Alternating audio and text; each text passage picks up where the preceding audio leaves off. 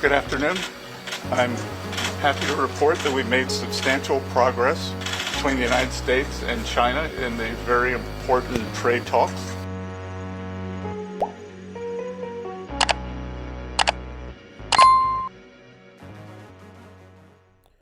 All right, welcome to another trading analytics video.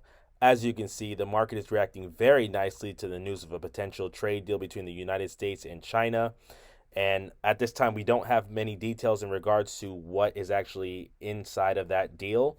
However, that is not our focus here. Our focus is to focus on the chart and pay attention to what could happen next.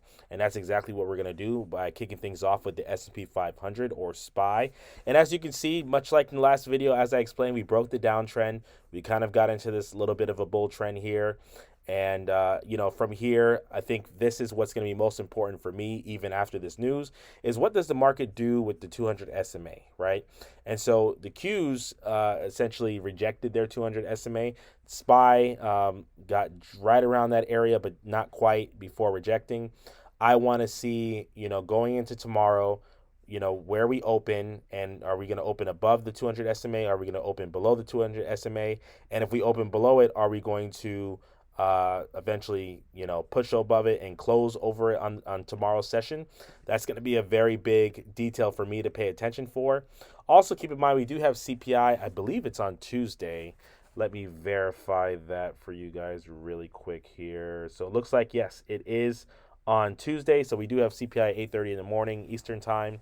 And so getting that close over the 200 SMA is going to be very interesting, because then again, right after tomorrow, we'll have the CPI data come out.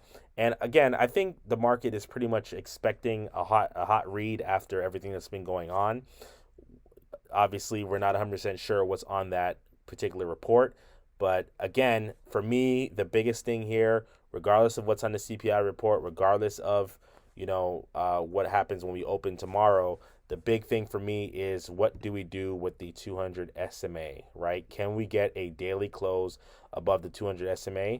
That is what I will be watching for. Now, anything below this, again, I don't think the bears are necessarily in control. I mean, we can get a rejection from here maybe, and maybe consolidate a little bit before we try again and eventually break above it, right? And again, I am giving bulls the benefit of the doubt, because again, we did break this downtrend and we are making higher lows and higher highs overall on the trend count, and we are above all the EMAs that we have here. It's just this 200 SMA that is in front of us at this time. So I am going to give the bulls the benefit of the doubt here, and I do believe they'll eventually break this 200 SMA and continue to the upside throughout the month of May. But we want to really pay attention for that 200 going into tomorrow's session. All right, on the NASDAQ 100 or QQQ, I'm going to keep this one really simple, very similar to SPY. I think the biggest thing is that 200 SMA. Now, just judging by the overnight prices that we are seeing currently with the news that came out, and just looking at futures, pretty certain we're going to open over this 200 SMA. I'd be very surprised if we do not. And so that's a pretty good sign for SPY that we'll likely go over the 200 SMA there. Still needs to be something we pay attention for. But again, above this 200 SMA, again, at that point, on the Qs, we will be over all of our moving averages from the EMAs and the 200 SMA.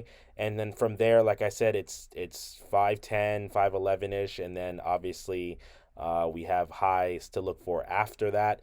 I'm not certain we're going to get to the highs here in May, but I do believe we'll knock down somewhere in, the 511s, 512s through 515, somewhere in that range through the month of May. So I do believe, like I said, it's very simple here. Above all the moving averages, we'll be well on our way. And it's just a matter of, barring any black swan events, it's just a matter of continuing to put in higher lows and higher highs as we reach higher targets throughout the month.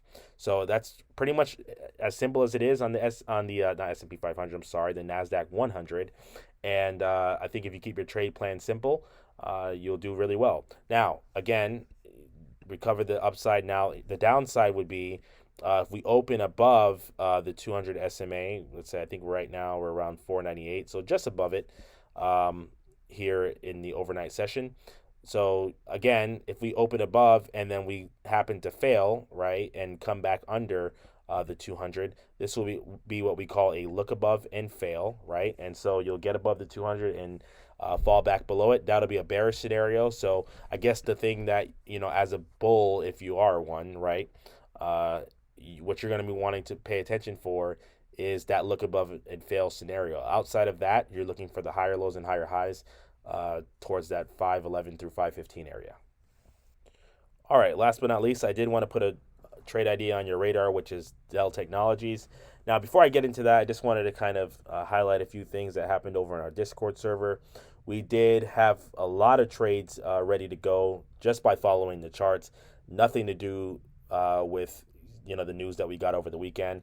We did have folks in Amazon, Nvidia. We also had folks in Tesla and QQQ, and all of these, pretty much should be printing in the morning, assuming all of this overnight price action holds. We absolutely crushed it, and we plan to take lots of profits in the morning. Now, as I've been stating many times in our Discord servers, I think this market has a little bit more legs left to go, and there is trade ideas out there that you guys can take advantage of. So one of them that I'll throw on here on YouTube for you guys is going to be Dell. And so Dell has a very nice structure on the chart here. I do expect Dell to continue moving its way through some of these moving averages here. And I do believe that Dell can work its way up into this 200 SMA with a little bit of volatility as it works its way there. That is somewhere around 110. I think Dell is currently somewhere around $98, $99. So again, I do believe that this could be a very nice win. If you guys have some time on your contracts, I would probably go for the end of the month. Somewhere around May 30th or something like that should work for this particular trade idea. Again, this is not financial advice. You'd be taking any of this at your own risk. I'm not a financial advisor, but I do like Dell Technologies where it currently is, and I do think that it has a very good risk-reward setup on the table. With that being said, guys, hopefully you guys have a great week here. I know we have, like I mentioned earlier in the video, we do have CPI coming up, and obviously we need some more details on the trade deal that was just announced. So we'll obviously be in for a pretty volatile week, and I think there's going to be lots of opportunities that we can take advantage of. So once again, if you're looking for a Discord server, you can use the top pinned comment of this video. The Discord link will be in there for all of you guys. Outside of that, you guys have a wonderful day and enjoy the week. See ya. So somebody had to do it. I am the chosen one. Somebody had to do it.